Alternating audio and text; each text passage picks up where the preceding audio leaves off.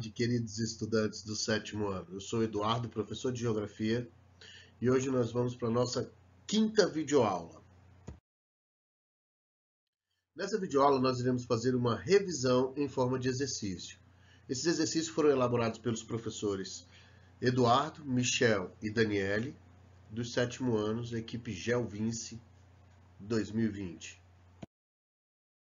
Bem, vamos começar a nossa revisão.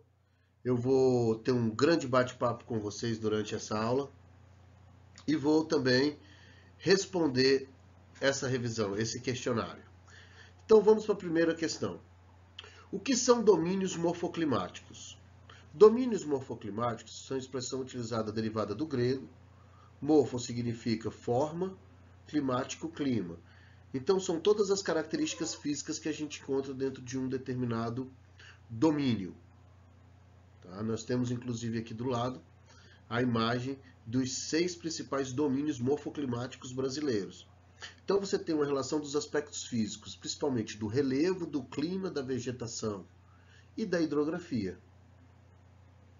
Quais são os domínios brasileiros? Bem, o Brasil possui 6 domínios morfoclimáticos.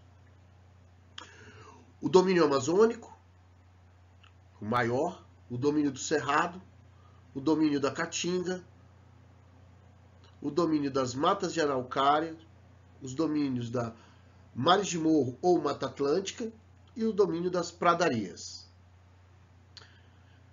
3. O que são faixas de transição? Bem, vamos lá.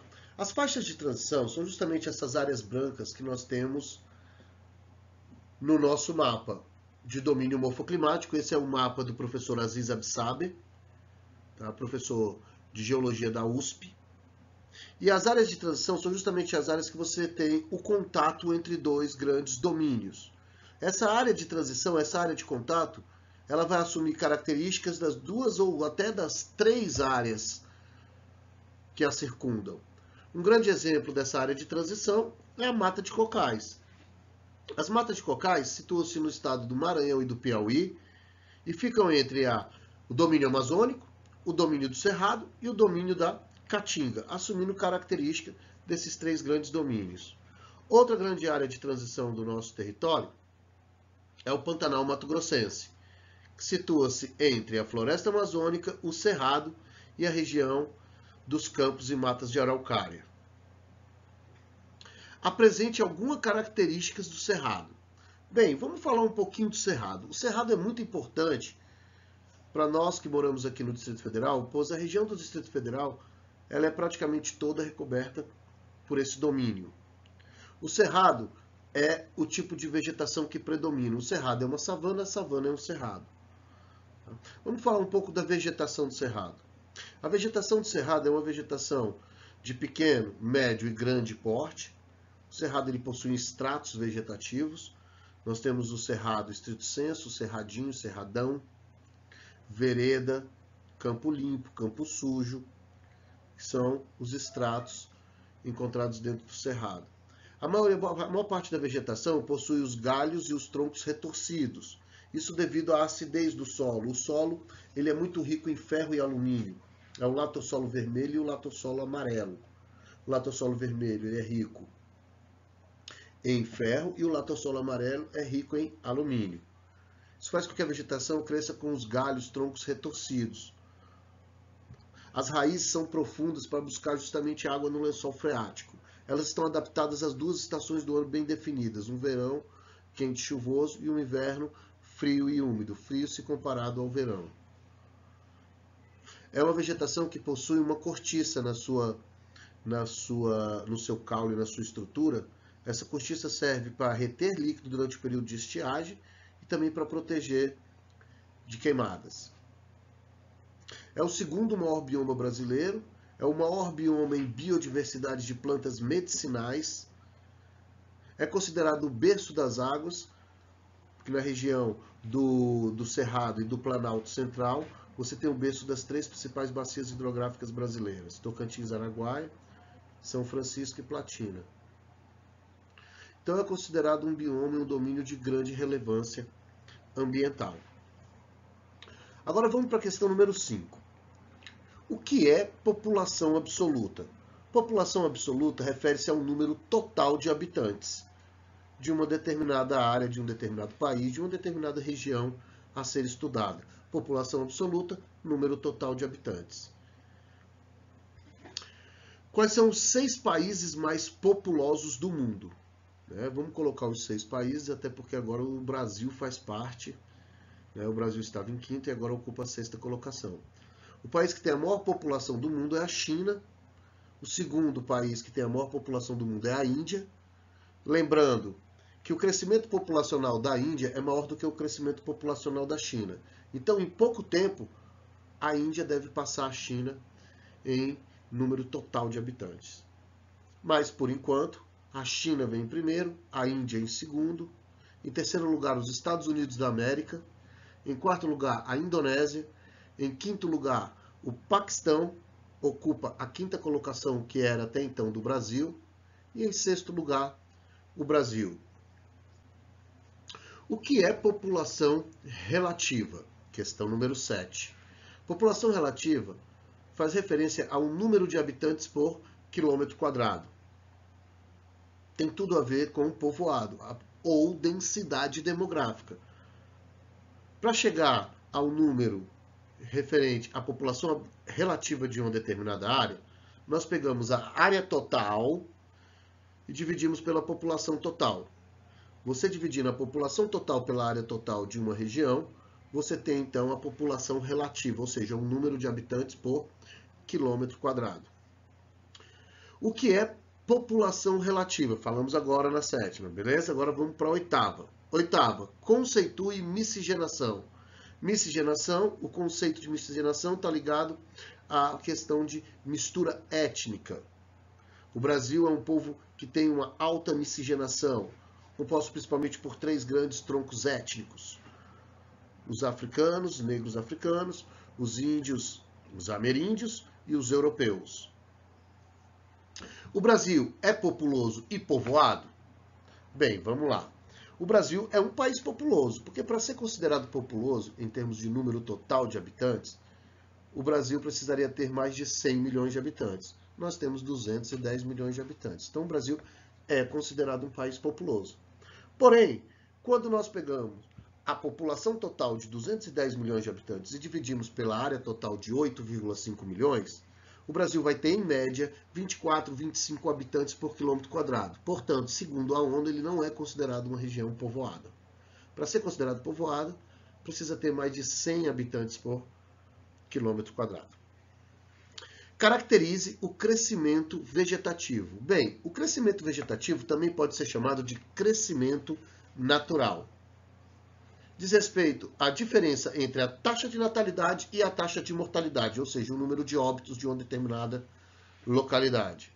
Por meio do crescimento vegetativo, a gente consegue identificar se a população de uma determinada área está estabilizada, se essa população está crescendo ou se essa população está diminuindo. Conceitue mortalidade infantil. A mortalidade infantil é o número de óbitos que ocorre entre crianças que possuem entre 0 e 12 meses de idade, ou seja, 1 ano de vida. Essas crianças elas entram dentro da estatística da mortalidade infantil. Caracterize a taxa de fecundidade. Taxa de fecundidade é o número médio de filhos que uma mulher tem durante o seu período fértil, que vai de 15 a 49 anos. Lembrando, é o número médio de filhos. Tem uma relação direta com a taxa de natalidade?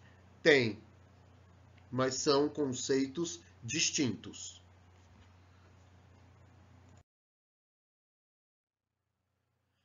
Bem, agora vamos falar alguns conceitos populacionais. Por que as taxas de mortalidade foram reduzidas a partir da década de 1920 no Brasil?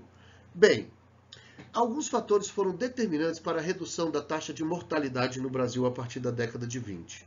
Principalmente entre eles podemos citar o avanço na medicina, com novas vacinas, novos medicamentos, a melhora na oferta de saneamento básico, tratamento de água, tratamento de esgoto.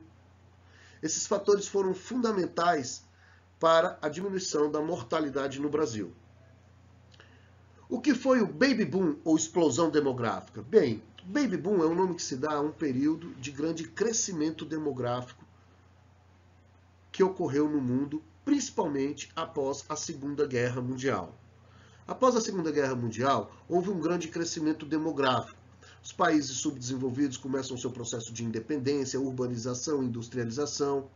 Isso faz com que a população tenha um grande crescimento. Esse período de crescimento é conhecido como Baby Boom, ou explosão demográfica. Vamos para 3. Porque as taxas de natalidade foram reduzidas significativamente a partir das décadas de 1960 e 1970 no Brasil. Bem, vamos lá. Primeiro, 1965, o Brasil se torna urbano. Um país urbano, onde a maior parte da população agora habita as cidades. Viver na cidade é diferente de viver no campo. Na cidade você tem um planejamento familiar, o custo de vida na cidade é muito elevado. A mulher inserida no mercado de trabalho, o acesso a métodos contraceptivos. Esses são fatores determinantes para a diminuição na taxa de natalidade. Então vamos repetir? A mulher, o acesso da mulher ao mercado de trabalho foi um fator determinante. A urbanização, dentro da urbanização você leva em consideração o custo de vida na cidade, custo de vida com saúde, educação, transporte, moradia. E o acesso à universalização e o acesso de métodos contraceptivos. Esses são fatores determinantes para a redução da taxa de natalidade do Brasil a partir da década de 1960. O Brasil se torna urbano em 1965. Bem, para finalizar esse nosso conteúdo e essa nossa grande revisão, vamos falar um pouquinho sobre pirâmides etárias. As pirâmides etárias são representações gráficas que determinam por sexo, por gênero e por idade. A pirâmide etária ela é dividida em 3 segmentos. A base da pirâmide, de 0 a 19 anos, onde você tem a população jovem. De 20 a 59 anos, o corpo da pirâmide, a população adulta, também conhecida como população economicamente ativa. E o topo da pirâmide são as pessoas acima de 60 anos, são as pessoas idosas, que representam uma parcela importante da nossa população. Certo? Quais são as partes de uma pirâmide? Acabamos de falar. Por que as pirâmides dos países desenvolvidos tendem a ter o ápice mais largo e a base mais estreita? Bem, como nós falamos, a parte vermelha dessas duas representações, nós temos um país africano e um país europeu, você vê uma diferença nítida na base. A base é a parte vermelha. Essa parte vermelha ela vai indicar a população entre 0 e 19 anos. Você consegue identificar que na Europa a taxa de natalidade é reduzida, uma população que tem acesso à informação, uma população que vive em sua maior parte nas cidades, uma população que tem acesso a métodos contraceptivos, a inserção da mulher no mercado de trabalho, o planejamento familiar. Isso faz com que a taxa de natalidade caia. Já do outro lado a gente tem um país africano, onde a população ainda vive boa parte no meio rural, a ideia de quanto maior o número de filhos, melhor. Então você tem justamente o que? A base da pirâmide mais larga. O corpo da pirâmide representa a população economicamente ativa, aquela população que trabalha, a população que sustenta, de certa forma, toda a economia. Essa população ela vai de 20 a 59 anos. É a população que vai gerar renda, que vai gerar riqueza, que vai movimentar a economia. Chamada de PEA, população economicamente ativa. Tá? Você vê que nos países desenvolvidos, a população economicamente ativa, ela representa uma parcela mais significativa do que nos países subdesenvolvidos. Nos países subdesenvolvidos, a maior parcela da população ainda é a população jovem. Tá? E em amarelo, a gente identifica a população idosa acima de 60 anos. Nos países desenvolvidos, essa população representa uma parcela maior. Isso devido à qualidade de vida, à expectativa de vida que é bem maior. Isso faz com que a população viva mais, já diferente dos países subdesenvolvidos, onde a população idosa representa a menor parte da pirâmide etária. Expectativa de vida baixa. E aí todas as mazelas da macrocefalia urbana, da população urbana, sem acesso à água potável, a saneamento básico, sem acesso à energia, a emprego. Isso tudo faz com que a expectativa de vida diminua bastante. Então a análise da pirâmide etária é extremamente importante para você conseguir identificar o perfil etário da sua população. E assim direcionar investimentos, principalmente públicos, de forma correta.